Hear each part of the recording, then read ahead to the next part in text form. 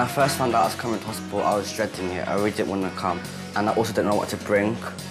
This is what I've bought. My slippers. I've brought a jumper with me because wards can be quite cold at times. Got my book with me, a couple of magazines.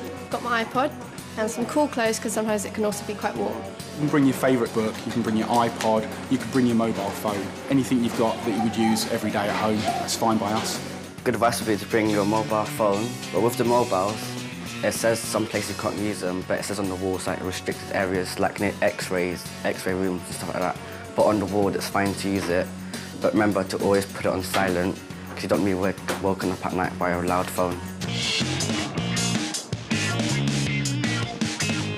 I was so confused by everyone in uniform. The nurses, the doctors, the porters, the security guards. I had no idea what everybody did.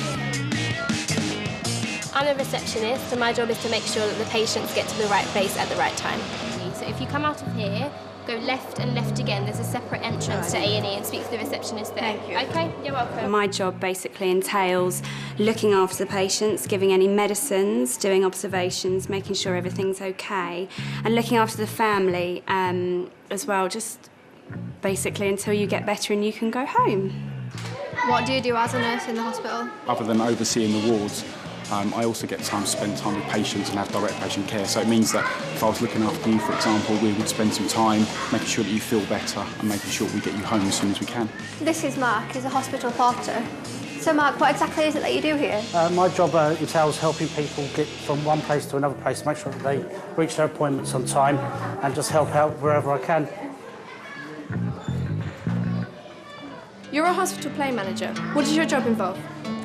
Well, I work here working with all sorts of ages of children, right from babies on up to teenagers, and I support and manage the hospital play specialists here, who are a particular team of people who do lots and lots of play with children to help them cope within the hospital.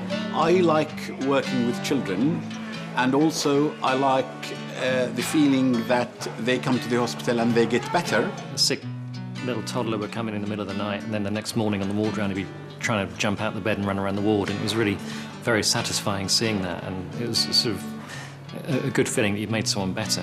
What advice would you give to the young person coming into the hospital for the first time? If you get a chance, maybe visit the ward. Normally you might have been to outpatients first where something would have been planned, and it might be a chance to visit. Try not to be too scared. Ask lots of questions. It's really good to ask lots of questions, and everybody will give you really honest answers. Are the doctors and nurses friendly and have they given you good advice? If you don't understand them, they explain it to you more like in language that you would understand as a child. So that's good. This was my ward and this was my bed. I had my own TV and stuff with loads of channels on, and it's got a phone that you can text off it. So if you want to get in touch with your family or your friends, then that's really good. And if you want a bit of privacy, then all you need to do is, well, you get your mums. Lots of girls are worried that when they go into hospital, they'll have to share toilets with boys. But on this ward, Jupiter, that is not the case. We have a girls' bathroom. Just for girls. It's over. We have a toilet, a bath, a sink, toilet paper, toothpaste if you forget your own, and this is the boys' bathroom. A lot of people are worried about how private the details and the condition are going to be kept, but there's no notes on the end of your bed, and the only things people can find out are your name and who your doctors and nurses are off that board up there.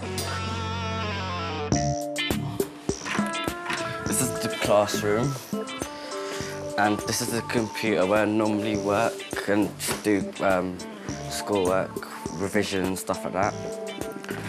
The thing I like about the school is that you get a more like one-to-one session with the teachers. You get to know them more as like a person than just like a figure in school. You can make loads of friends there because everyone's from like the same age and they all have like a background of illness, so it brings you together.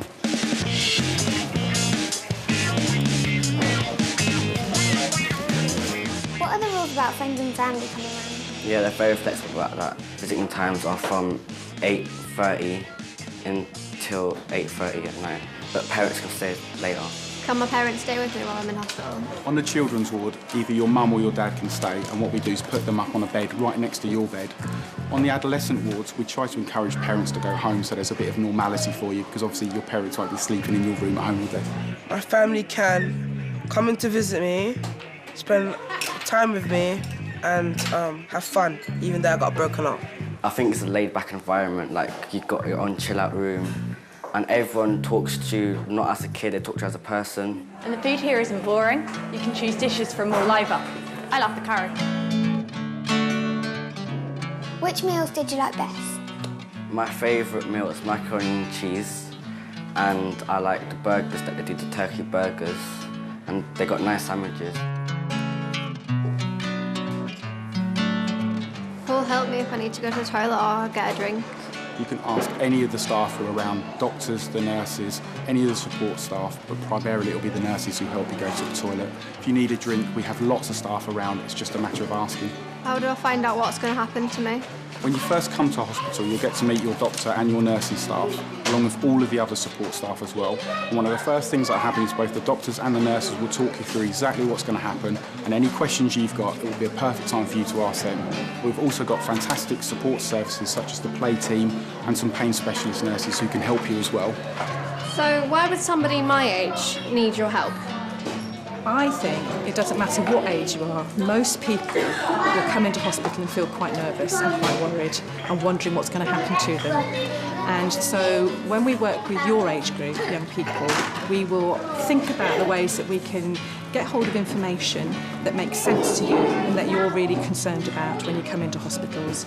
And then we will find ways of helping you to be as relaxed as possible when you have to have different sorts of treatment done. I'm coming into hospital and I'm worried that I'm going to have lots of injections. What really happens? A lot of people who come to the hospital, they don't have to have injections. And a lot of people, when they come to the hospital, they have other things which are actually pain-free. And you shouldn't worry about it, like sort of taking your weight and height, and also taking your blood pressure.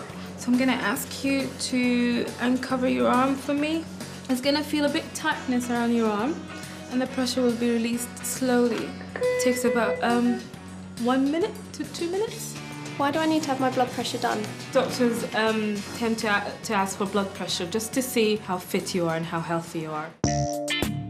I was quite glad that I was coming into hospital because I knew that, because I was in a lot of pain and I knew that they'd be treating me for the pain, so I knew I'd be feeling better soon. What should I do if I'm in pain? There should be medication already written up for you, so that if you tell the nurse I'm in pain, she should then be able to go to your prescription sheet and work out from that what medication to give you. But hopefully, if things are sorted properly, you shouldn't really be in pain to start with. But what's really nice here is all of the nurses are taught in assessing your pain. We'll be able to give you some medicines to see if the pain's getting any better. Every patient has what's called a nurse call buzzer, and we have that at the end of every bedside. And what we like you to do, and we'll tell you when you first come into hospital, is we'd like you to push that buzzer every time that you're in pain. There's a remote controller by your bed that you can have near you. This button's to call the nurse, so if you need help at whatever time of day, then you can get it. We can also get the doctors to come and have a look at you if we're worried or if you're worried about the pain that you've got, and we'll soon manage it. Some of my friends said that sometimes you're not allowed to eat. There are a couple of times though that you can't eat. Just before you go to theatre or have an operation, sometimes for up to 6 hours before you can't eat. But then after the operation, you can eat normally again. Before your operation, were you allowed to eat? I was allowed to eat up until midnight the day before, and I can have clear fluids up until 4 AM in the morning to have a clear stomach for the anaesthetic and everything to work the next day. When will I be able to go home? Once you are better and you feel well enough and the doctors feel that you are strong enough, then you will be able to go home. How long will I be in hospital for? That depends why you've come in. You may only be in for a couple of hours or maybe a day, but sometimes it might be a bit longer. But when you first come in, the doctors and the nurses will talk to you about that and give you a rough time of how long you're going to be here. After a month of being discharged, I had to go to an outpatient's appointment to my consultant, Dr. Fell, to check if I was recovering well. Are you feeling better, and what was your experience like in the hospital? I'm feeling much better. and my experience was actually really good. I liked it, everything went well. Had no complications. I thought like, the relationship between the doctors and nurses was good because they would talk to me formally and didn't speak to me like I was just like a number or like a little kid. Don't be afraid to come into hospital. Yeah, it's a good environment. You'll be treated well. The doctors and nurses are friendly and are always positive, always come in with a smile. My experience in hospital was quite good because I expected it to be really scary and the nurses to be really patronising and stuff. But they were actually really nice to me and they made me feel welcome. The best thing about staying in hospital was getting better.